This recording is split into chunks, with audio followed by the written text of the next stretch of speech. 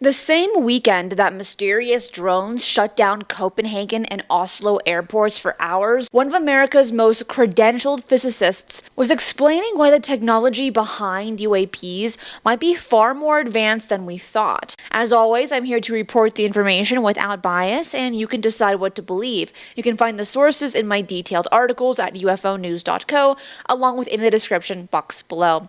Hey ufologers, I'm Cristina Gomez, and welcome to this episode of UFO News Updates. And it's going to probably be a little too much for the American public to want to digest or be able to digest when they see what's on those videos. This isn't just a matter of a triangle going into the ocean and flying back out of the ocean again.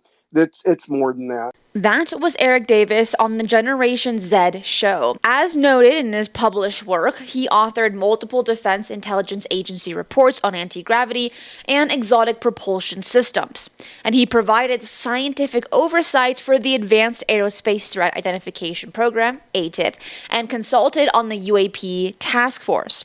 Now, his security clearances gave him access to the most sensitive UFO materials in government possession. In 1996, radio host Art Bell from Coast to Coast received mysterious metal samples allegedly from the Roswell crash site, and these Art's parts showed layered bismuth and magnesium at microscopic levels. The same unusual composition Davis would later analyze for Arrow decades later. And as drawn from Linda Moulton Howe's investigation at the time, the material showed no known industrial purpose and appeared to use manufacturing techniques that didn't exist back in 1947. The Art's parts, we can't rule out that Hal and I were involved in reviewing the Oak Ridge National Labs materials analysis of Art's parts on behalf of Arrow and the Army Capabilities Combat Command in Detroit, Michigan, which had the CRADA contract with To the Stars. Gotcha. And so we were just outside contractors or scientific, subject matter experts who looked at the report and reduced it down from 90 pages. Now, the public saw a 9-page summary. We got access to a controlled, unclassified information version of the 90-page report, and we were allowed to take copious notes, so I took copious notes. Davis was directly involved in the Oak Ridge National Laboratory analysis of UAP debris for Arrow, and the 90-page classified report, which he helped summarize, confirmed the materials were artificially manufactured with microscopic layering that served no known industrial purpose back in 1947. And the materials contained lead isotopes found on Earth, but the manufacturing techniques remain unexplained. However, I went to the heart of the program and found the right people, and that's a long story I cannot get into, but I found the people. I found a U.S. president. I found an admiral. I found a general. I found program managers at companies who confirmed all of it. And they said, oh, yeah, Phil Corso, of course, he's right. And Dave Grush did too. Lieutenant Colonel Philip Corso's 1997 book, The Day After Roswell, claimed he personally oversaw the reverse engineering of alien technology from the Roswell crash, crediting extraterrestrial sources for modern innovations, including integrated circuits, fiber optics, and night vision systems. Eric Davis confirms he located high-level sources who verified the reality of UFO crash retrievals. Unlike other researchers who were denied access, Davis mentioned on the show that he used his security clearances to reach the actual program participants, who all confirmed crash retrieval operations occurred. So somebody at a high level can go to President Trump and probably show him the PEDs, right, one or more of them concerning this specific topic, and saying, sorry, the legality of this as it was derived or defined in the Eisenhower administration is you can't do this. Gotcha. You can't disclose. Right. And there are consequences if you do. Now, he also reveals that the Presidential Emergency Action Directives from the Eisenhower era legally prevent UFO disclosure. And these classified directives have never been shared with Congress and may override even presidential authority. The legal framework protecting UFO secrecy was established at the highest levels of government and remain in effect today. If you enjoy UFO news, updates, case studies, and interviews, and you will like this channel, hit that like button, subscribe, and share this episode with those you want to keep in the know with the latest UFO news. He reveals how UFO materials are legally protected by transforming crash debris to private aerospace companies. The government creates an impenetrable legal barrier. Corporate information laws, consistently upheld by the Supreme Court, make forced disclosure nearly impossible. The materials become trade secrets, not classified documents, according to Eric Davis. He also mentioned that he conducted a forensic investigation on Bob Lazar's claims with actual Area 51 program managers, and his sources confirmed Lazar never worked at Area 51 itself, but at an unclassified logistics facility. The investigation revealed Lazar operated an illegal business while making his UFO claims, raising serious credibility questions about his testimony.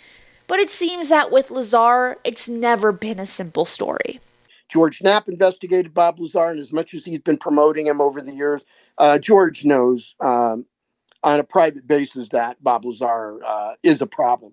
And I've investigated him with a former Area 51 program manager who's a member of the Roadrunners Retiree Association. He knew Bob Lazar's female supervisor, and Gotcha. he got the poop on Bob Lazar's employment, which did not take place in Area 51. It took place in an unclassified logistical support facility way outside of Area 51. He never had to take a Janet flight out there. He stayed in Vegas. He worked from Vegas.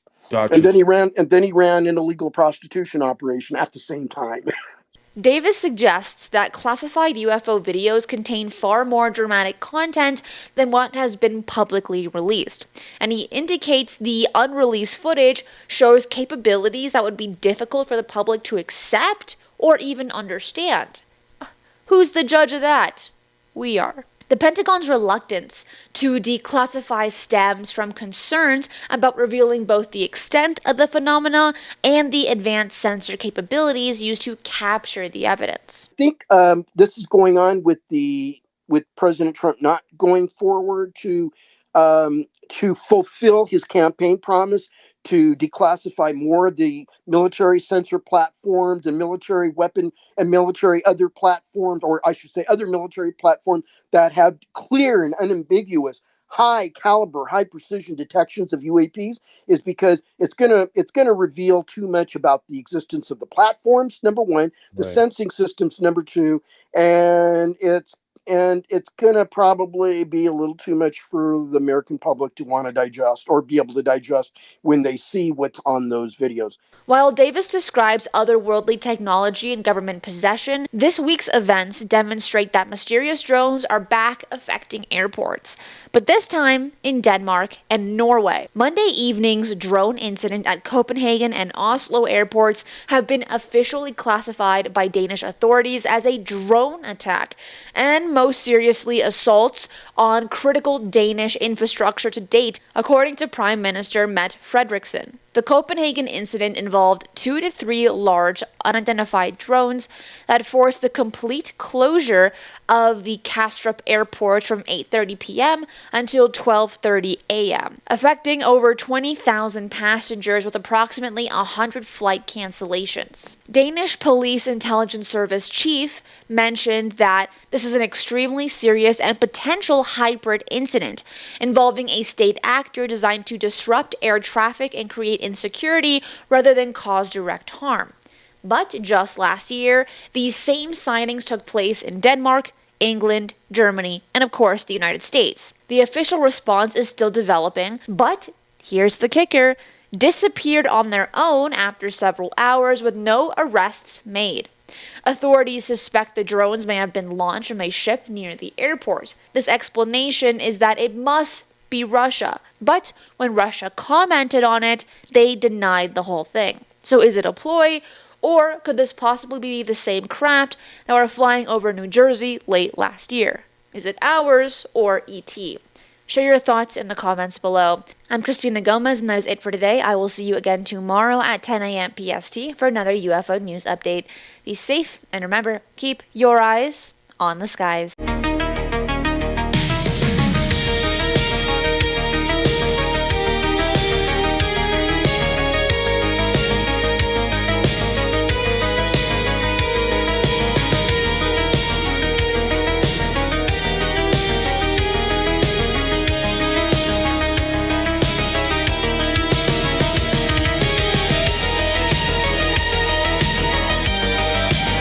If you enjoyed today's show, hit that like button. And if you're not subscribed, what are you waiting for? Hit the notification bell as I do daily UFO news and updates. Fresh UAP stories, government disclosures, and breaking developments land here every single day.